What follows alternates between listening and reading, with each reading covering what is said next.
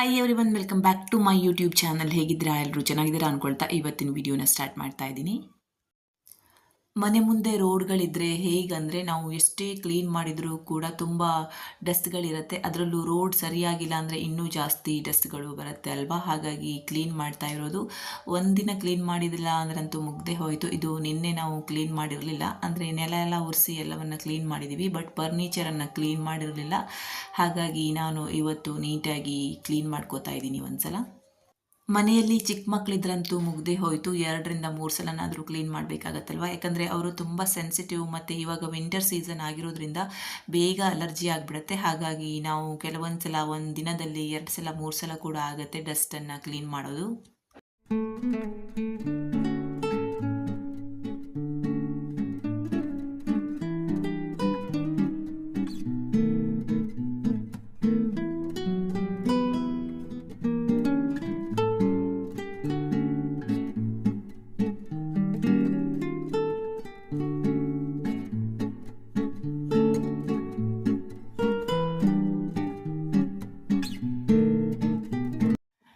Clean ಮಾಡಿ ಆದಮೇಲೆ ಇನ್ನೊಂದು ಸಲ ಸ್ನಾನ ಮಾಡಿಕೊಂಡೆ. ಹಾಗೆಯೇ ಇವತ್ತೊಂದು ತುಂಬ ರುಚಿಕರವಾದ ಬ್ರೇಕ್ಫಾಸ್ಟನ್ನು ಮಾಡಿದ್ದೆ, ನಿಮಗೂ ಕೂಡ ತೋರಿಸ್ತೀನಿ, ನೀವು ಕೂಡ ಟ್ರೈ ಮಾಡ್ಬೋದು.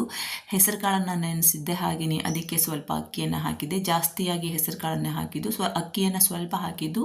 ಸೊ ನೀವು ಬೇಕಂದರೆ ಬೆಣ್ತಕ್ಕಿ ಕೂಡ ಹಾಕೋಬೋದು. ನಾನಿಲ್ಲಿ ಸ್ವಲ್ಪ ಕುಚ್ಚಲಕ್ಕಿಯನ್ನು ಹಾಕ್ಕೊಂಡಿದ್ದೀನಿ, ಹಾಗೆಯೇ ಸ್ವಲ್ಪ ಮೆಂತೆಯನ್ನು ಕೂಡ ಹಾಕಿ ನೈಟ್ ನೆನೆಸಿಟ್ಟಿದ್ದೆ. ಸೊ ಇದನ್ನು ಇವಾಗ ರುಬ್ಕೊಳ್ಬೇಕು.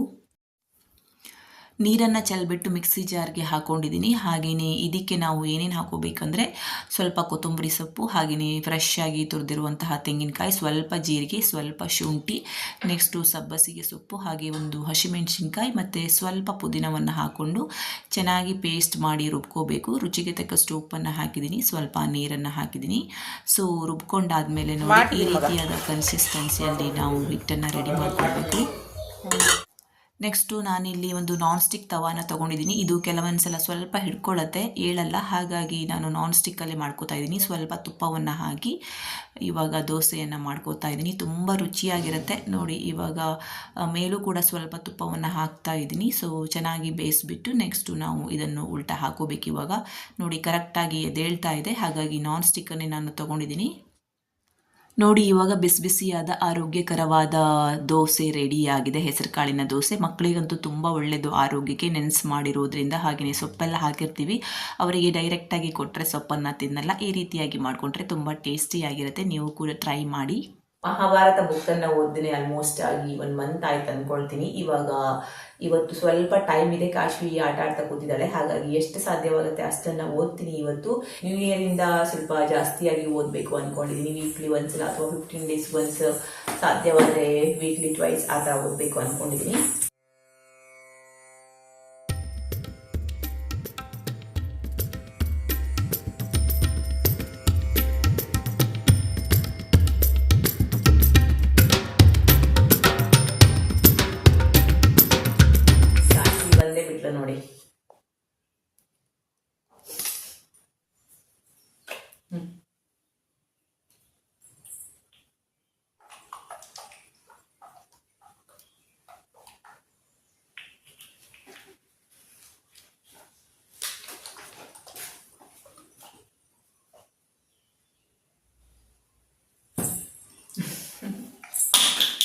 ನೋಡಿ ಓದ ಕೊಡಲ್ಲ, ಇವಾಗ ಹರಿಬಾರ್ದು ಮುಖ.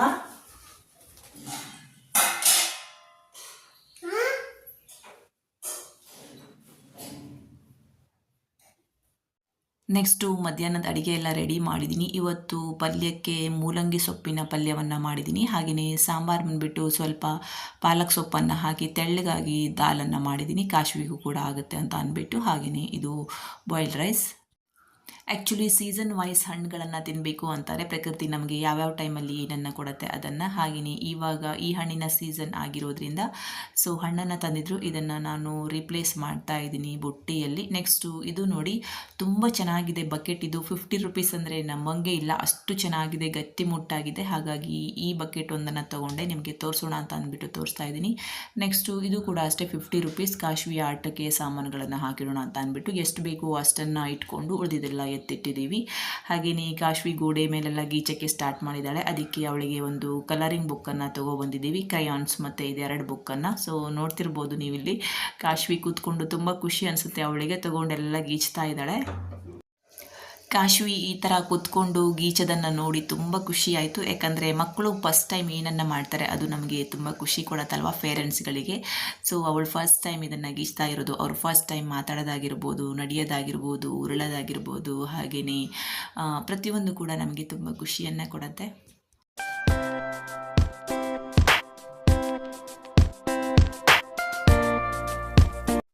ನೆಕ್ಸ್ಟ್ ಇದು ಈವ್ನಿಂಗ್ ಟೈಮಲ್ಲಿ TSSಗೆ ಒಂದು ರೌಂಡು ಹೋಗಿ ಬರೋಣ ಅಂತ ಹೋಗ್ತಾ ಇದ್ದೀವಿ. ಕೆಲವೊಂದು ದೇವರಿಗೆ ಯೂಸ್ ಮಾಡುವ ಥಿಂಗ್ಸ್ಗಳನ್ನು ತೊಗೋಬೇಕಿತ್ತು, ಅಂದರೆ ಪಾತ್ರೆಗಳನ್ನು. ಹಾಗಾಗಿ ಒಂದು ರೌಂಡು ನಾವು TSSಗೆ ಬಂದ್ವಿ. ನೋಡಿ ತುಂಬ ಚೆನ್ನಾಗಿ ಕಾಣಿಸ್ತಾ ಇದೆ, ತುಂಬ ಯುನೀಕ್ ಆಗಿರುವಂತಹ ದೇವರಿಗೆ ಯೂಸ್ ಮಾಡುವಂಥ ಪಾತ್ರೆಗಳೆಲ್ಲ ಇತ್ತು.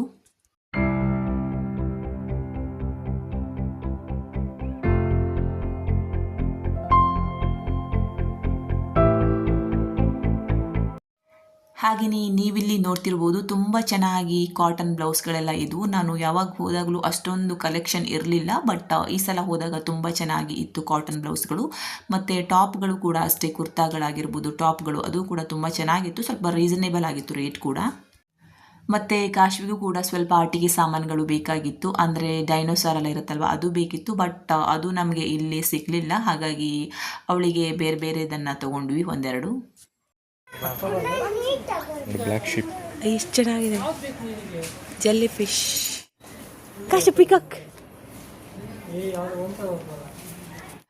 ಕಾಶುವಿಗೆ ಅಲ್ಲಿರುವ ಎಲ್ಲ ಡಾಲ್ಗಳನ್ನು ನೋಡಿ ಯಾವ್ದು ತೊಗೋಬೇಕಂತಲೇ ಗೊತ್ತಿರಲಿಲ್ಲ. ಒಂದು ತೊಗೊಳ್ತಿದ್ಲು, ಒಂದು ಬಿಡ್ತಿದ್ಲು. ಹಾಗೆಯೇ ಇವತ್ತಿನ ವಿಡಿಯೋನ ಇಲ್ಲಿಗೆ ಎಂಡ್ ಮಾಡ್ತಾ ಇದ್ದೀನಿ. ನಿಮಗೂ ಕೂಡ ಇಷ್ಟ ಆಯಿತು ಅಂತ ಭಾವಿಸ್ತೀನಿ. ಇಷ್ಟ ಆದರೆ ಪ್ಲೀಸ್ ಲೈಕ್ ಮಾಡಿ, ಶೇರ್ ಮಾಡಿ, ಕಮೆಂಟ್ ಮಾಡಿ, ಸಬ್ಸ್ಕ್ರೈಬ್ ಮಾಡೋದನ್ನು ಮರಿಬೇಡಿ. Thank you for watching.